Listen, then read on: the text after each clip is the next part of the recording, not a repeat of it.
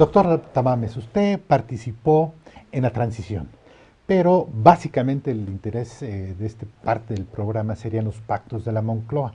Pero si nos da un escenario de contexto de la transición en el cual se dan los pactos de la Moncloa. Sí, yo creo que la transición algunos la han criticado, dicen que se cerró en falso el nacimiento de un nuevo Estado español.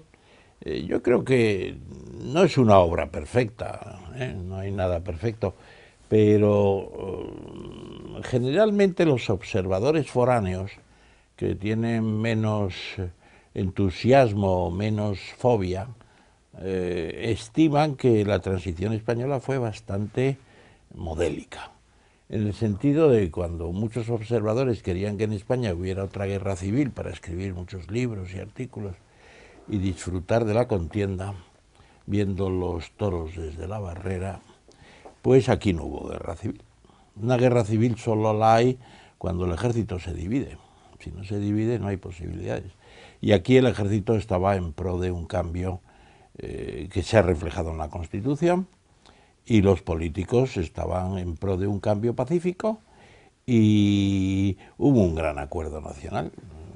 El rey no tenía intención de gobernar como un dictador, como lo hizo Franco, y pensaba declinar los poderes que le daban las leyes franquistas, y escogió un ministro, Suárez, que lo hizo muy bien, y todo el arco parlamentario, bueno, primero la reforma para las elecciones democráticas, primeras elecciones democráticas en casi 40 años, y después ya un proceso de transición en donde, como usted parece que estima, los pactos de la Moncloa tuvieron una enorme importancia.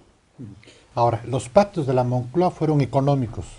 No, fueron también Sí, políticos y de seguridad y inclusive. diríamos que sociológicos también, porque políticos, porque las leyes franquistas, sin derogarlas, porque eso solo lo podía hacer el Parlamento, y el Parlamento tenía mucho trabajo y sobre todo en términos constituyentes, y además unas leyes pretendidamente constitucionales de la España de Franco había que derogarlas al hacer la nueva Constitución, pero se suspendieron y entramos en un régimen de libertades que ya estaba garantizada por ese régimen estaba garantizado por la propia convocatoria de las elecciones democráticas, la reforma. Y entonces, sociológicamente hubo decisiones importantes también, se despenalizaron los anticonceptivos, se estableció digamos, la disolución del delito de ¿cómo se llama eso?, de adulterio, que penaba muy seriamente a la mujer, sobre todo, y se crearon las condiciones de una sociedad mucho más libre, que ya existía, en cierto modo. O sea que tampoco vamos a decir que en el periodo de Franco no hubo grandes cambios, hubo grandes cambios económicos, sociológicos, y el franquismo era ya un cascarón hueco. Y por eso su, digamos, la transición fue relativamente fácil. Y además se puede decir que en la época de la República, que antes de la guerra, pues las clases medias en España, que podían ser pues un 20, un 25%, todo lo más. Ya al final del franquismo las clases medias pues son un 70, 75%, y eso da mucha estabilidad y facilitó mucho la transición. Entonces, hay esos elementos políticos, sociológicos, de cambio de los hábitos de la sociedad, que registra unas transformaciones, porque en todas partes se utilizaban ya los anticonceptivos, y el adulterio pues no es que fuera el deporte nacional, pero en todas partes hay lo que se llaman adulterios, que ahora pues se llaman aventuras, deslices, o como se quiera llamar, o ligues, ¿no? Se ha minimizado todo eso. Ahora, la parte esencial efectivamente fue económica. Y ahí es donde yo creo que se hizo una pequeña obra de arte, y no porque yo participara, yo fui uno de los ponentes, ¿no? Y fue una obra de arte, porque realmente había una amenaza muy fuerte de que la inflación podía romper todos los equilibrios. Estábamos en una inflación del 26% sobre el año anterior, que podía haber llegado, si no se hubieran tomado medidas, a un 30% en el año 78. ¿Y qué se hizo? Pues los pactos de la Moncloa. Yo recuerdo muy bien que el profesor Fuentes Quintana, que hizo como ministro de Economía y vicepresidente segundo del gobierno, pues hizo un esquema y lo presentó.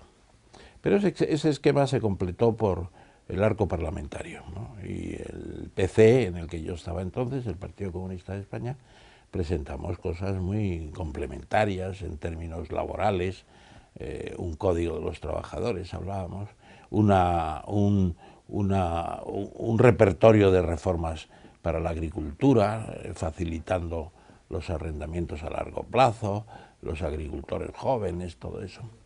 Y había también medidas sobre las empresas públicas, también incluimos nosotros, y luego algún otro partido incluyó también cosas. Y resultó, pues el segundo día de los trabajos, hicimos el programa de trabajo, que se llamó así. Y lo hicimos José Luis Leal y yo. Yo pasaba en esas reuniones que tuvimos en el Palacio de Moncloa, pues estaban Suárez y Carrillo tomándose un café y paso yo por ahí y oye, Ramón, me dice Suárez, que es una persona extraordinaria, el pobre está con un Alzheimer ahora. Me dice, bueno, ¿y qué vamos a hacer ahora? Digo, pues yo creo que tendríamos que hacer un resumen de lo que hemos hablado y luego desarrollarlo. Dice, pues ala, a ver, José Luis Leal, que era el subsecretario del Ministerio de Economía, tú y Ramón preparad el resumen. Nos fuimos con una secretaria en un despacho, le fuimos dictando, ajustando cosas y al final salió el documento. Lo llevamos a la mesa ya a últimas horas del domingo, porque fue un fin de semana de octubre, y allí pues yo me acuerdo que Carrillo pidió, por ejemplo, un órgano de seguimiento y Felipe González, que no le gustaba el pacto ni poco ni mucho, dijo no, ahora que el gobierno gobierne, ¿no? ¿Y esto cómo se va a llamar? Pues Pactos de la Moncloa, que fue el título que luego predominó. ¿A quién se le ocurrió el nombre? Bueno, salió lógicamente en la prensa, yo creo que en la prensa, ¿no? Y decía, Felipe González dijo, no, esto se llama resumen de trabajo. Bueno, era un resumen de trabajo que habíamos hecho Leal y yo, pero bueno. Y luego se tomó casi hasta finales de octubre para desarrollar el resumen de trabajo. Y salió un repertorio de medidas impresionante. A corto plazo lo más importante fue la moderación salarial, para frenar la inflación. Bueno, entonces algunos sindicatos no estaban legalizados aún, Comisiones Obreras, Marcelino Camacho. Entonces, ¿qué pasó? Pues tuvimos que convencer a los sindicatos que la moderación salarial era buena incluso para los trabajadores, o principalmente para los trabajadores, porque con una inflación galopante todo se podía ir al garete, ¿no? Y la moderación salarial se fijó, en vez del año anterior, la expectativa del año siguiente. Porque si hubiéramos fijado los 28 puntos de inflación, aquello habría sido un desastre. Y la idea nuestra es que con una serie de medidas se podría bajar la inflación al 22. Entonces los sindicatos al principio decían, es que perdemos 6 o 7 puntos de poder adquisitivo. Bueno, pues la realidad es que en el año 1978 en vez del 22 fue el 19 la inflación. Ganaron 3 puntos.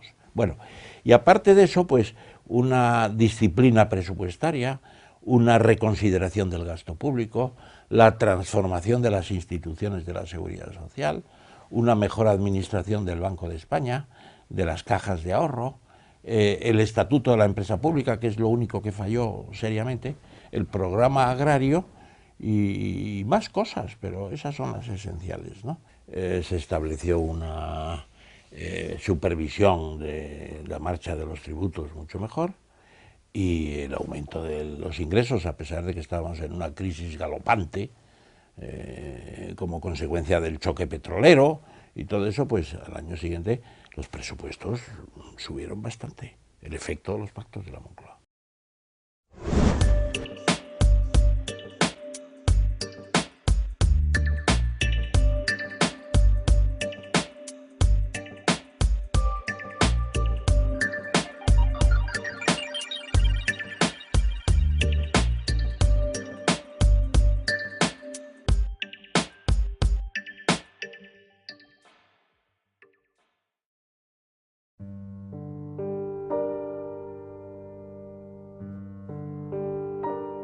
Nomás siento el dolor de mis familiares que se perdieron.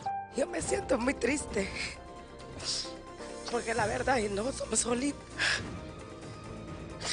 Nosotros no tenemos papá, estamos solitos. Mi papá dejó 4 hijas. Los conocidos, los amigos, me parte mi alma que ella, su hijo también, ahí está bajo el agua.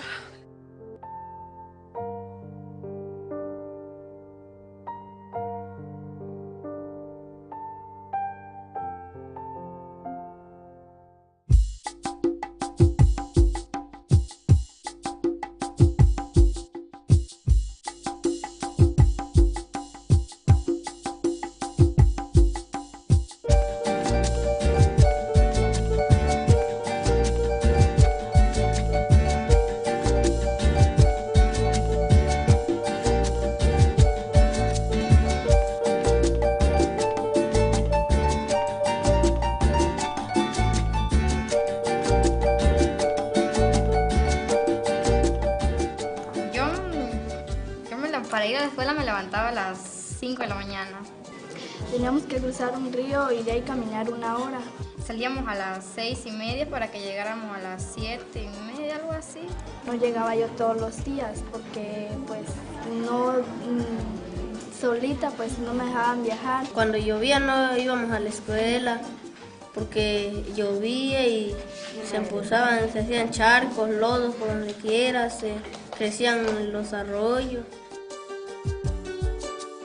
Bien, porque ya no tengo que viajar, ya no me tengo que levantar temprano, me levanto a las 7. Ya podemos llegar todos los días, puedo llegar todos los días, estoy estudiando la secundaria. Bien, todo está bonito. La escuela, porque tan grande y cerquita, el hospital, los súper, el mercado, la canchona.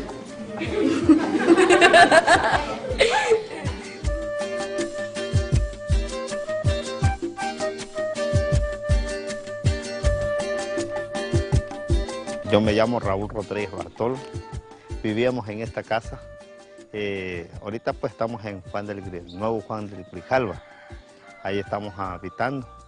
Y allá ya tenemos nuevos trabajos, las escuelas están cerca para nuestros hijos, el mercado, y hay mucho cambio. Pues vivíamos con ese temor de que se inundara aquí otra vez y pasara algo, pues. Ya ahorita, gracias a Dios, porque nos dieron esa casita, pues ya estamos mejor allá.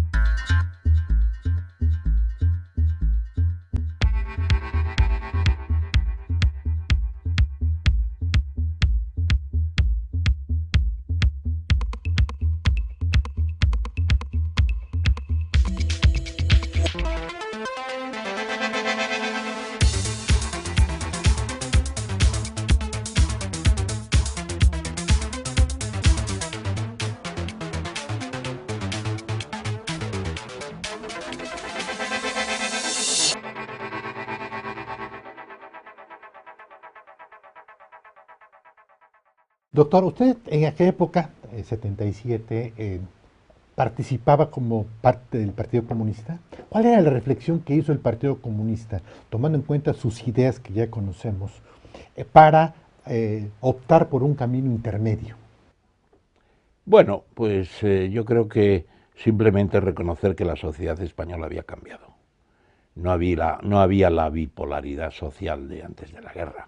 Antes de la guerra España era como un libro de texto de marxismo, burguesía contra proletariado y proletariado contra burguesía.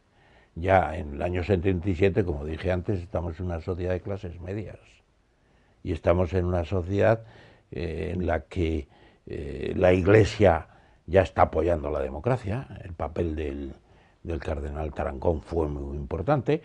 Los fachas, como se decía y se sigue diciendo, los de tendencias más o menos autoritarias, fascistas, decían Tarancón al paredón, ¿no? Una cosa disparatada. Y cuando aparecía en público el Tarancón, bueno, y él saludaba, bendecía a la gente que le decía eso, se quedaba tan tranquilo.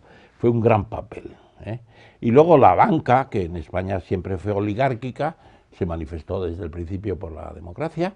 Es decir, los enemigos tradicionales del progreso social, contra el sufragio universal, contra las leyes democráticas del sindicalismo, de la negociación colectiva, etcétera, todas esas ya no existían en el año 77.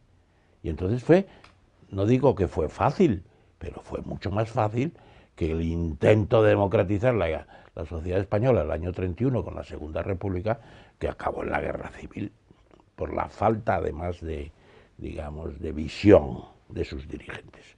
Yo creo que habrá que hacer una revisión de Manuel Azaña, cuya viuda murió en México, creo, y porque Manuel Azaña tenía un buen conocimiento de una serie de cosas, pero no se dio cuenta de que había que pactar, y quiso imponer la, digamos, racionalidad jacobina desde el principio, y así nos fue.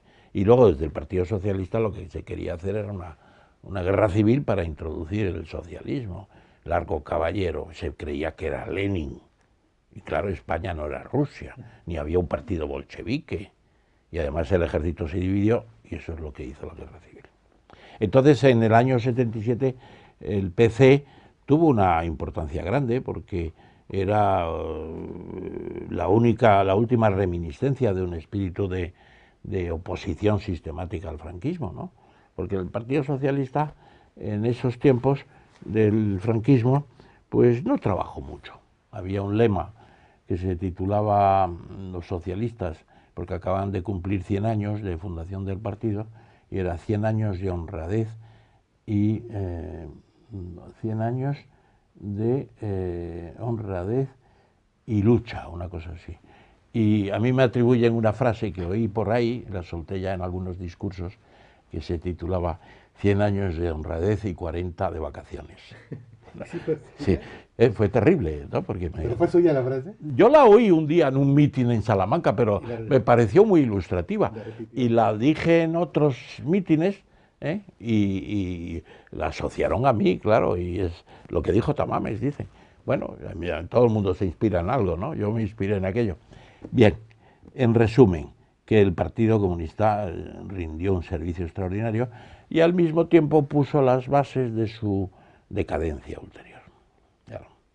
Porque en la transacción, bueno, se reconoció la bandera, se reconocieron la monarquía, se reconocieron una serie de cosas para hacer una constitución, se renunció a un referéndum por monarquía o por república, lo cual a mí me pareció bien, porque en la Constitución está que esto... ¿Qué no era el problema? Esta es una monarquía parlamentaria y no tenemos mayor problema por eso. O sea, se hizo bien, pero el Partido Comunista vino a reconocer que ya un Partido Comunista no hacía mucha falta. Y luego, además, eso que se hacía externamente como una política democratizante, que a mí me parece muy bien, no cuajaba, no encajaba con la dirección del partido, que era muy autoritaria y había sido sustituida en parte todo el impulso del PC interior por unas normas que llegaron de fuera, que fue la puntilla, como se dice en los toros, ¿no? La puntilla. Y yo por eso el año 81 me marché del PC. Digo, para esto no hace falta ya un PC. Bueno, y sobre todo por cómo funcionaba. Y luego pues ha ido en decadencia, claro. Y ahora está partido marginal completamente, ¿no? Con 2 diputados, a todo lo más, en Izquierda Unida, y un proyecto de refundación que lo del muro de Berlín dicen que es una historia que no hay que celebrar, cuando lo del muro de Berlín es al final el nuevo horizonte universal de acabar con una oposición que llevaría a la Tercera Guerra Mundial, ¿no? Doctor, si los sindicatos tuvieron, la última pregunta, el punto clave de la moderación salarial, los empresarios, el aspecto fiscal, ¿cómo se lograron poner de acuerdo? Bueno, se pusieron de acuerdo con las normas del pacto. El pacto establecía que se podía llegar en los convenios colectivos hasta un 19% de aumento de la masa salarial. Y eso se respetó. Pero no era obligatorio. Lo que pasa es que los sindicatos y los empresarios se dieron cuenta de que así tenía que ser. Y los empresarios pensaban que podían poner por debajo del 19, pero ajustaron el 19. Y los sindicatos pensaban que podían pedir más, pero se ajustaron al 19.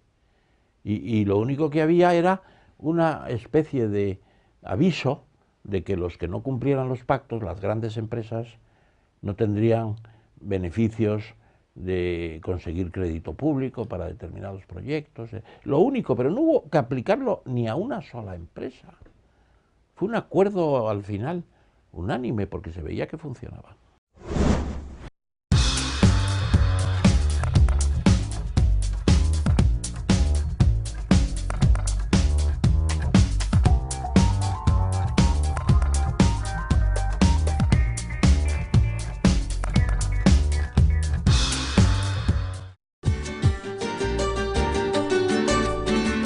Bueno, esta es la ciudad Nuevo Juan del Grijalva y estamos en la parte norte de la ciudad y esta es mi casa.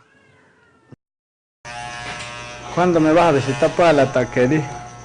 Pues ya estamos por ir porque hay hambre. A ver si me invita a unos tacos para eso. Está bien, te invito, no me pagas 2 y ahí va el negocio poco a poco prosperando. El motivo por el cual estamos aquí es cuando el cerro que se desplomó, fuimos albergados y del albergue fuimos a campamentar y nos trajeron para acá y me dijeron, no, pues te vamos a dar un local para que ahí trabajes y ya sea un poco más fácil para ti.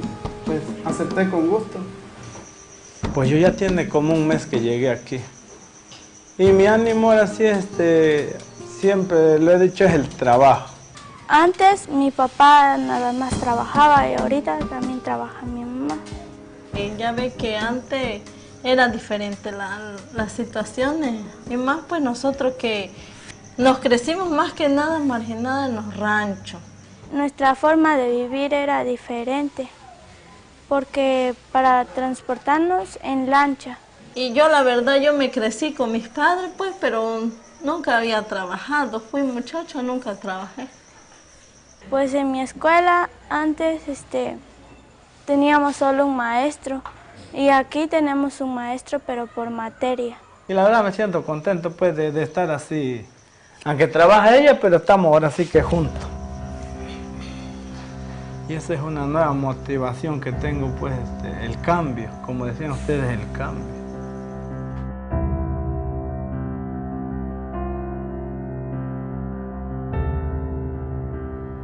Pues estuvimos campamentados en Ostoacán a través de 2 años ya.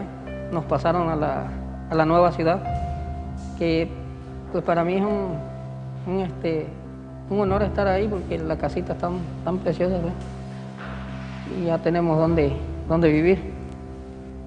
Nos trajeron varios proyectos. Nosotros decidimos agarrar este proyecto de lácteos y tuvimos varias capacitaciones. Ahora totalmente ya cambió, pues, ya va a ser distinto. Allá donde estábamos era el pueblo chiquito, era como de unas 50 casas. Y ya pues ahora aquí donde vivimos pues ya es más grande, pues ya es una ciudad. Pues allá teníamos que andar, pues cruzar el río para llevar a un niño o cuando alguien estaba enfermo. Llegar al centro de salud, que era chiquito y casi ni medicinas había tampoco de eso. Y pues ahora pues ya tenemos el hospital aquí y pues está grande y hay medicinas bastante. Ajá.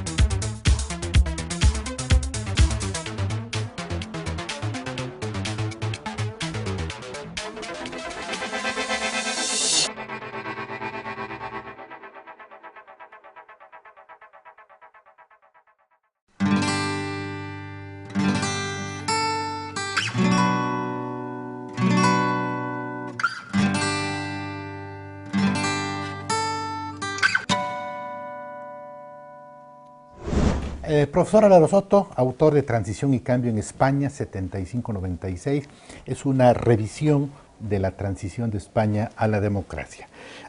¿Cómo podremos resumir la transición de España ya más de 30 años después? Bueno, a lo largo del siglo XX ha habido dos momentos de la historia de España que han tenido especial incidencia internacional. Uno negativo, la guerra civil, los españoles nos matábamos entre nosotros mismos, y uno positivo, la transición a la democracia, donde los españoles nos reconciliamos y por fin establecemos un sistema democrático que estuvo siempre ausente en nuestra historia contemporánea si exceptuamos la Segunda República. Por tanto, 30 años después es un saldo positivo, sin lugar a duda, no solo ante la opinión pública, sino ante cualquier investigador sobre el tema. Tuvo carencias, tuvo elementos positivos, pero en todo caso fue un paso decisivo para que España se incorporase de nuevo al orden internacional, fuera un país respetado y que los propios españoles nos respetábamos a nosotros mismos. La política de consenso, ¿quién la establece? ¿Qué factor es el más importante? ¿La sociedad, las élites políticas, la oposición? ¿Cómo se llega a definir este consenso en la que todos eres? Sí, bueno, el consenso se inicia fundamentalmente debido a la crisis económica. La transición española es una transición con crisis económica, a diferencia de otras transiciones, por ejemplo la chilena, que será en un momento de crecimiento económico. En esa crisis económica había que hacer frente a importante desempleo, a la inflación, a los desajustes de las cuentas públicas. Y entonces el nuevo gobierno legitimado democráticamente, salido de las urnas el 15 de junio de 1977, puso sobre la mesa, el gobierno estaba presidido por Adolfo Suárez y el ministro de Economía era Enrique Fuentes Quintana, puso sobre la mesa una política para hacer frente a la crisis. Y todos los partidos del arco parlamentario asumieron esa política. Esos son los famosos acuerdos de la Moncloa. Los acuerdos de la Moncloa significan dos cosas básicamente. Primero, significan que se diseñó una política económica que hasta hoy se ha mantenido, donde el gasto público era un elemento central y donde la reforma fiscal era también un elemento fiscal, una reforma fiscal progresiva y redistributiva. Y en segundo lugar, se creó el Estado del Bienestar, lo cual supuso que se buscó la legitimación social del nuevo régimen político. Con la legitimación económica de los acuerdos de la Moncloa, con la legitimación social del Estado de Bienestar, ahora había que ampliar el consenso a la legitimación política. Y la legitimación política se consagra en la Constitución de 1978, donde la mayor parte de los partidos votaron a favor y por fin teníamos también una Constitución, no de una España contra otra, sino una Constitución de todos los españoles. Ahora, estos acuerdos de la Moncloa es cierto que enfrentaban una crisis muy coyuntural, inflación, falta de gasto, etcétera, el agotamiento del desarrollo para incorporarse a la nueva Europa, pero todos los partidos cedieron, el Partido Comunista y el Partido Socialista tuvieron que ceder en materia laboral. Sí, sí, claro. ¿Cómo se logra eso? Bueno, se logra en que ellos eran conscientes, la izquierda, el Partido Socialista y el Partido Comunista, que en ese momento controlaban además las dos grandes centrales sindicales, el Partido Socialista, la Unión General de Trabajadores, y el Partido Comunista, Comisiones Obreras, se logra porque ellos son conscientes de que si no se afronta la crisis económica, lo que está en riesgo es la propia estabilidad política. El peligro, la amenaza, era la regresión autoritaria. Ante esa amenaza, todos deciden ceder. Y ceder significa hacer una política económica de saneamiento. Y el saneamiento significa afrontar la inflación, que era preocupante a finales de 1977, y ajustar los salarios. Ceder significa buscar políticas de pacto social, que funcionaron, la concertación social funcionó hasta el año 1986. Y significa de flexibilizar los mercados de trabajo. El franquismo había establecido mercados de trabajo muy rígidos a cambio de la ausencia de libertad sindical. Ahora, con la libertad sindical que se establecía como principio básico de convivencia, había que flexibilizar los mercados y el Estado debía de perder algunas de las funciones que tenía en el mercado laboral. Es el proceso de desregularización de los mercados de trabajo.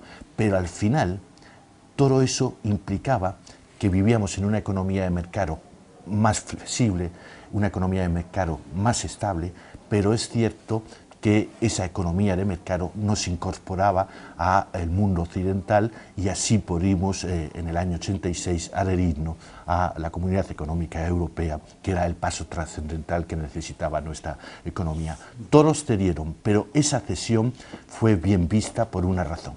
Era la incorporación definitiva de España al mundo occidental. Con la dictadura siempre estuvimos ciertamente aislados. En su libro habla del contenido político de los acuerdos de la Moncloa. ¿Cuáles fueron ese contenido político o efecto político? Sí, hay una parte del Pacto de la Moncloa que no se cuenta, o que se cuenta poco, y es cuando diseñaron los cambios que se tenían que realizar en el plano político. Por ejemplo, diseñaron que no se podía seguir el modelo unitario centralista del Estado y que había que establecer un modelo descentralizado desde el punto de vista de la organización territorial del Estado.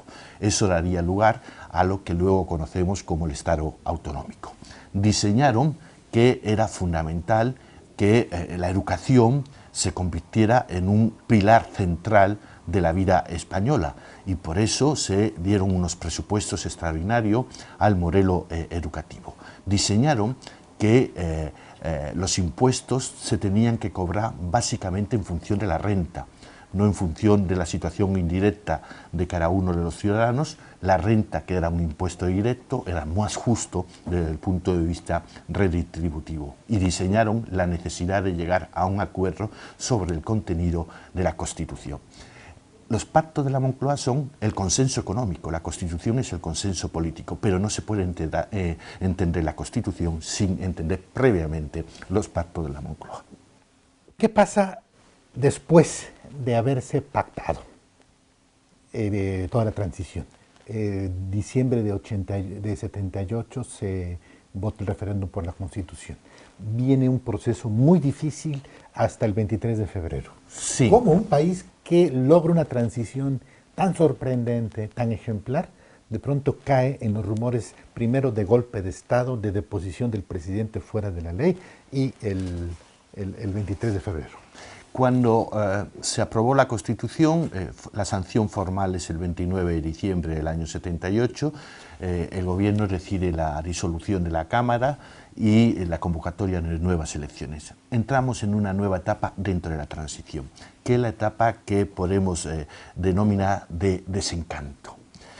La crisis económica nos seguía golpeando, no olvidemos que en 1979 hay un segundo repunte de la crisis económica internacional y además los conflictos sociales se dispararon.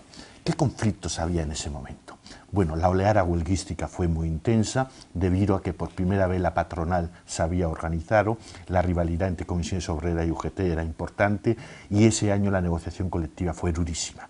Es el año que más huelgas hay en España desde 1936, estoy hablando de 1979. En segundo lugar, en ese año se produce la mayor oleada de atentados por parte de Euskalita Batasuna, la organización terrorista vasca, que supone que como media cada 3 días hay un muerto en España. La violencia política fue muy intensa. En tercer lugar, se produce la crisis del liderazgo de Adolfo Suárez dentro de la Unión de Centro Democrático. Ya Suárez comienza a perder elecciones y por tanto dentro de un partido de notables Suárez es fuertemente criticado. Y se pone en marcha el proceso autonómico en País Vasco, Cataluña y posteriormente en Galicia. Ese es el momento en que los militares dicen: ¿cuál ha sido el resultado de este proceso? El resultado de este proceso es crisis económica, atentados terroristas, conflicto social, crisis política, descomposición de UCD. Tenemos que dar una solución. Y esa solución es la que se denominó solución armada. Me refiero al general Alfonso Armada Comín, que fue uno de los protagonistas del golpe de Estado. Y ellos tienen un apoyo dentro de sectores importantes militares que ven que la democracia no ha traído nada positivo o consideran que no ha traído nada positivo. y comienzan, en el año 79, se comienza a diseñar lo que luego fue el golpe de Estado fracasado del 23 de febrero. Lo que se trató en un primer momento fue de llevar a cabo un giro constitucional para lo que necesitaban el apoyo del rey. Ese giro constitucional significaba desplazar a Adolfo Suárez de la presidencia de gobierno y, a través de un gobierno presidido por un militar, Alfonso Armara Comín, pues llevar a cabo los cambios necesarios para evitar el desbordamiento autonómico y para evitar los atentados terroristas. Un gobierno fuerte, un gobierno duro, presidido por militares, pero todavía estábamos dentro de un orden constitucional. Pero Adolfo Suárez hace el último gran favor que hizo a este país, y es que cuando dimite en enero de 1981, Adolfo Suárez no deja al rey el nombramiento del presidente de gobierno, sino propone su candidato, que es Leopoldo Calvo Sotelo. En ese momento, los partidarios de la Operación Armada deciden crear una situación de caos que propicie un gobierno de emergencia nacional. Y esa situación de caos se consigue en el momento en que se secuestra el 23 de febrero por parte de los denominados espontáneos, que era un grupo de militares, el Ejecutivo y el Legislativo, porque se secuestró plenamente el Ejecutivo y el Legislativo, quedamos sin gobierno. Es una situación no prevista ni en la Constitución. Y al secuestrar al Ejecutivo y al Legislativo, esperan que se haga cargo un gobierno de emergencia nacional, el gobierno Armada. Pero en esa segunda operación el rey ya no participa. El rey se ve desbordado por la situación de ilegalidad que se ha producido, y es cuando el rey ahí toma la decisión de mantener el orden constitucional. Y mantener el orden constitucional significa desautorizar a los dos generales más monárquicos de todo el ejército, el general Armada y el general Jaime Milán del Bosch, que luego son los grandes responsables del golpe. Hay un fenómeno curioso en esos años, y es que aquellos que habían estado en la oposición a la dictadura vieron la transición con mucha esperanza. Era el momento de la recuperación de las libertades. A partir de 1978, a partir del final de 1978, esa izquierda que había luchado contra la dictadura comienza a irse a casa, porque no se ha producido la ruptura, que era lo que ellos querían, y comienza a haber un cierto desencanto. Es un fenómeno de desencanto, que así se llamó en la época, es la palabra más repetida en el año 79 y 80 en los medios de comunicación, y esa desilusión provoca un fenómeno, por ejemplo, muy curioso. El Partido Socialista Obrero Español, que tuvo unos excelentes resultados en las elecciones municipales del 79, tenía más cargos públicos que militantes. Y además los militantes viejos, los que tenían una ética socialista, se fueron a su casa, con lo cual se convirtió en un partido en donde entraron muchos arribistas y oportunistas políticos. Estamos explicando la corrupción del Partido Socialista en los años 90. Ahora, un poco volviendo a la parte fundamental del principio. Franco. ¿Qué pasó con Franco? Desde el asesinato de Carrero Blanco viene un endurecimiento, o genera mayor agudización de contradicciones. De alguna manera, ese endurecimiento, los fusilamientos, la muerte de algunos detenidos, lleva a crear también parte del ambiente de la transición. Bueno, la historia es una línea continua, y por tanto hay veces que las brechas no se pueden cuantificar o no se pueden valorar. Bueno, el hecho es que Franco, a la altura de 1973, ya era una persona muy mayor. Ya se había dado, por ejemplo, en la crisis de gobierno de 1969, es la primera crisis en donde Franco no conoce a todos los ministros que nombra, sino son algunos ministros ya son nombrados por el almirante Carrero Blanco, que se va a convertir en jefe de gobierno en junio de 1973. Cuando asesinan al almirante Carrero, que era jefe de gobierno, Franco dice que ha perdido su único contacto con la calle. Y se ve en la necesidad de nombrar a un presidente de gobierno que es un hombre débil, que fue Carlos Arias Navarro. El nombramiento de Carlos Arias Navarro es un nombramiento controvertido, porque no era un hombre central del régimen, era un hombre duro porque había sido represor en Málaga durante la Guerra Civil y había tenido algún cargo en el Ministerio de Gobernación y había sido alcalde de Marri. El periodo de Arias Navarro entre diciembre del 73 y noviembre del 75, el momento de la muerte de Franco, es un periodo contradictorio. ¿Por qué? Porque es un periodo donde trata una cierta aperturismo, el discurso de febrero del año 74, las asociaciones políticas a final del año 74, pero también se endurece el régimen, mucho por la influencia de la Revolución Portuguesa de abril del 74. Nos cogía al lado y Portugal, que tenía una dictadura más larga que la española, por fin había conseguido la libertad. Y eso lleva a los fusilamientos del 27 de septiembre del año 75, donde fueron fusilados 2 militantes de ETA y 3 militantes del FRAP, una organización de extrema izquierda. Yo esa época la caracterizo como gobiernos vacíos, son gobiernos contradictorios que se anulan a sí mismos las decisiones. Yo creo que se está esperando lo que en aquellos momentos se llamaba, no se podía decir que Franco se iba a morir, se llamaba el hecho biológico. El hecho biológico, que se tenía que producir el hecho biológico. El hecho biológico era lo que estaban esperando muchos españoles, la muerte de Franco. La edad inevitable. Y entonces cuando se produce, es evidente que hay una situación que hay que cambiar.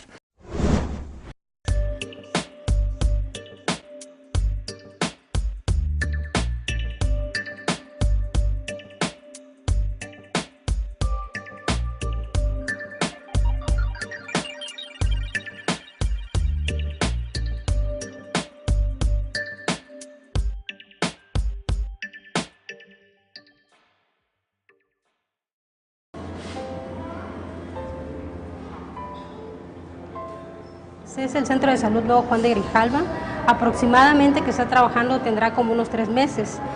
La verdad es una clínica que tiene tecnología más que nada porque cuenta con un ultrasonido, cuenta con un electro y un colposcopio. Por eso la gente de otro lugar están viniendo, porque cuenta con esas especialidades. Pues antes mi familia pues era diferente, no tenía ni negocio ni nada como para manejarlo. Pues ahorita sí, ahorita tenemos mucho apoyo pues que nos ha venido. Ahorita pues me siento contenta, me siento feliz porque ya tengo un trabajo y un trabajo estable donde pues puedo salir adelante yo y sacar adelante a mi hijo. Yo pienso que el niño que quiere estudiar y uno de padre que lo apoye, ya es más fácil así que ellos puedan aprovechar algo. Pues nosotros nos sentimos muy felices, muy diferentes. Pues tenemos nuestra casita, mi hija pues ya tiene su casa y su niño pues tiene un hogar para tener su bebé. A la realidad me siento contentísimo porque ya cambió todo, bueno, ya cambió, ahora sí que en la forma de vivir. Yo no tengo que madrugar, está bonita la escuela, se aprende más y nada más. Carecíamos de muchas cosas y hasta hoy nosotros podemos ya decirle a nuestros hijos que hoy ya tienen su escuela cerca, el centro de salud, cuentan con agua, con drenajes, con calles pavimentadas, con muchas cosas que antes no lo teníamos. Yo me siento a gusto como padre de familia porque mis hijos lo están viviendo, cosa que nosotros en el pasado no lo pudimos ver pues porque no habían esas cosas. Nosotros no pudimos terminar una escuela, pues tener aunque sea una pequeña carrerita porque no tuvo nuestro padre para mandarnos a donde habían escuelas para que estudiara uno, no se pudo. Hoy nosotros con esta oportunidad está abierta para que nuestros hijos puedan lograr un estudio ahorita.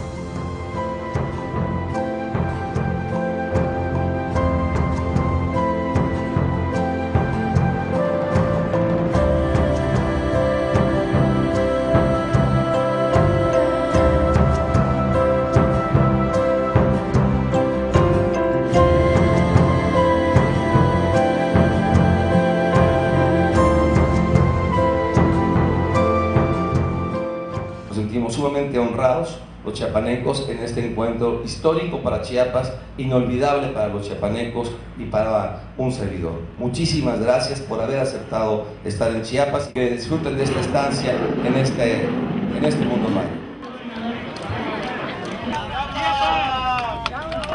¡Bravo!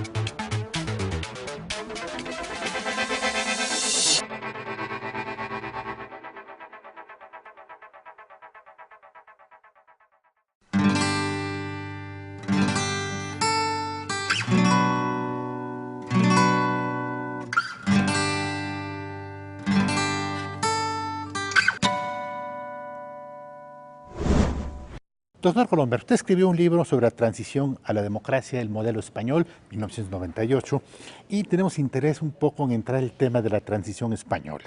3 escenarios: transición, continuismo o rupturista. ¿Qué ocurrió en España en estos años de 76-77? Bueno, ocurrió que se murió el dictador y la dictadura sin el dictador, en ese caso concreto, no era viable, porque había una extrema concentración de poderes en el dictador, que era al mismo tiempo sobre todo el jefe del ejército y también el jefe del Estado, jefe del gobierno, jefe del partido único, todo. Quiero decir con eso que el problema suele ser cómo caen las dictaduras y como consecuencia del agotamiento de las crisis de las dictaduras es cuando hay la oportunidad de establecer un régimen democrático. Por lo tanto, las transiciones a la democracia dependen mucho del tipo de régimen autoritario que hay antes. Entonces, si es un régimen personalista, pues la desaparición del dictador, como era el caso de España, fue muy importante. Pues es un régimen que se basa también en, por ejemplo, un régimen militar que entra en una guerra, como ocurrió en Argentina o en Turquía o en fin, otros países, y hay una derrota militar de ese ejército, pues el régimen militar también puede caer.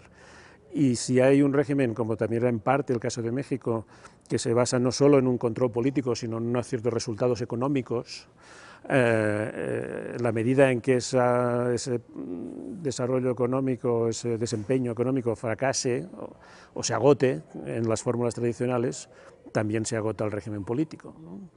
Entonces, las distintas formas de transición dependen en gran parte de ese punto de partida.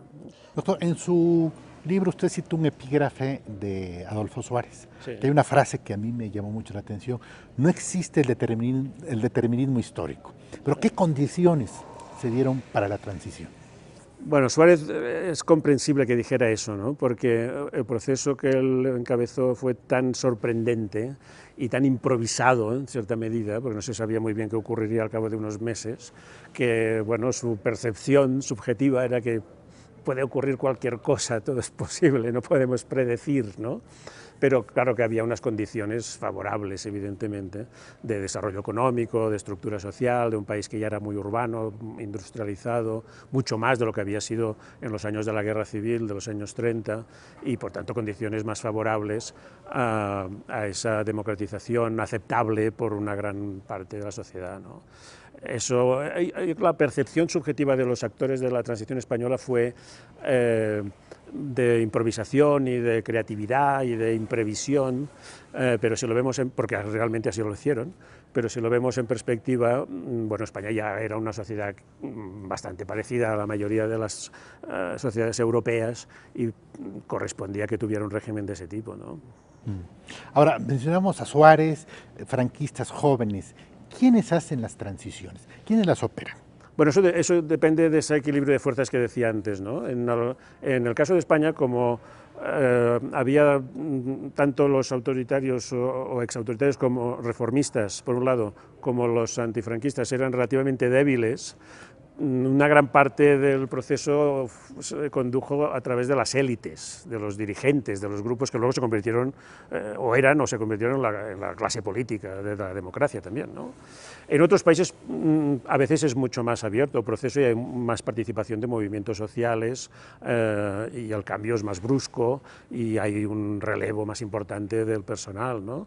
Incluso en la Europa oriental, por ejemplo, ha habido distintos casos, ¿no? En Polonia pues, hubo un movimiento social inmenso, de solidaridad, ¿no? que llegó a tener 10 millones de afiliados, en fin, que realmente supuso un cambio mucho más participativo de la mayoría de la sociedad, ¿no? Pero siempre las élites dirigentes y sus distintos grupos y fracciones tienen un papel importante en buscar los acuerdos y las fórmulas viables para el futuro. Esas fórmulas, ¿cómo me menciona que hubo mucha improvisación, pero había una especie de plan de vuelo, me imagino? Bueno, no muy claro. Había alguien que lo había trazado porque el régimen de Franco había establecido unas llamadas leyes fundamentales, que era una especie de constitución dictatorial en las que se establecía el régimen de partido único como algo intocable. Se decía que las leyes fundamentales eran inamovibles, irreformables y perpetuas, etc. Entonces eso era difícil cambiarlo desde dentro, ¿no? Pero se acabó haciendo porque las propias cortes franquistas, digamos, acabaron aceptando su propia reforma para que se convocaran unas elecciones abiertas que tampoco estaba claro que tuvieran que producir una nueva constitución, sino que dependía del resultado.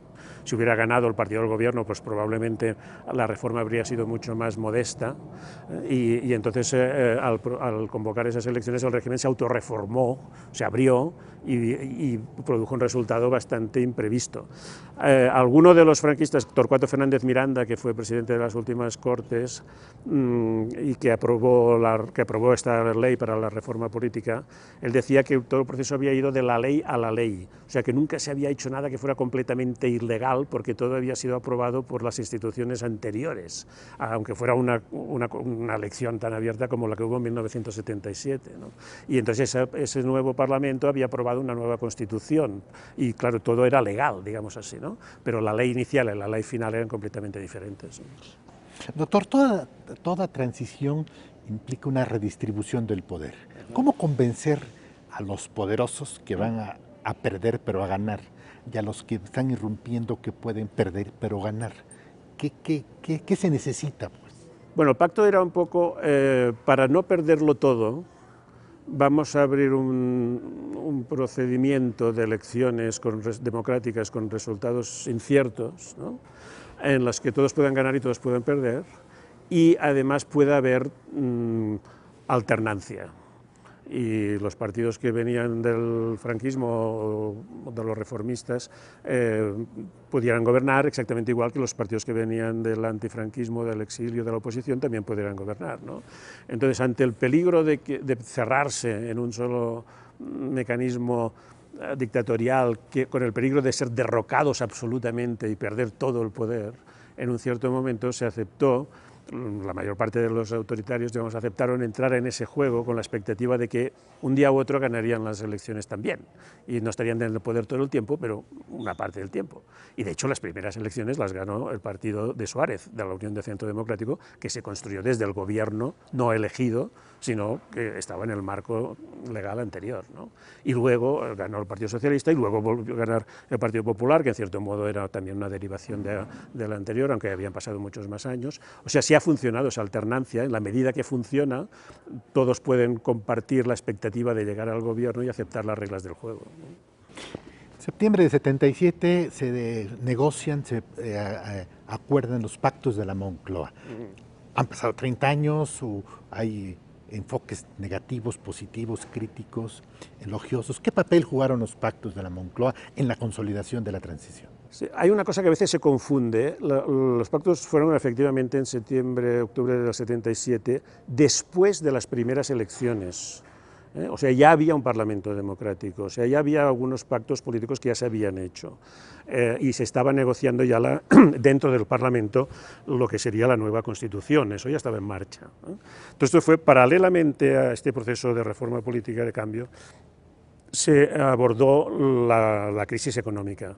Había habido una crisis terrible en el año 73 y luego repetida, que en España, precisamente porque los gobiernos eran provisionales y transitorios, no se había tratado bien y estábamos a unos niveles, en aquel momento, en el año 77, estaba España a unos niveles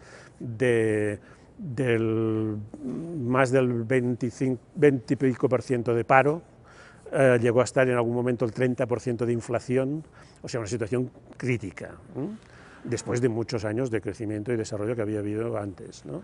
Entonces eso fue bueno, una especie de sustitución de lo que los gobiernos de esos años de transición no habían hecho. Entonces hubo un acuerdo entre el gobierno, los partidos de la oposición, las organizaciones de empresarios y los sindicatos para básicamente moderar los salarios, controlar con eso la inflación, darle a los sindicatos a cambio un estatuto legal e institucional muy sólido en el sistema de negociación colectiva, de que se hacen grandes negociaciones por ramas de industria o de servicios que son vinculantes para toda la actividad económica, o sea, tiene un papel institucional importante, ¿no? Y en ese nuevo marco relativamente más estable, introducir algunas reformas fiscales de la propia estructura productiva, que en aquel momento ya eran muy urgentes, ¿no?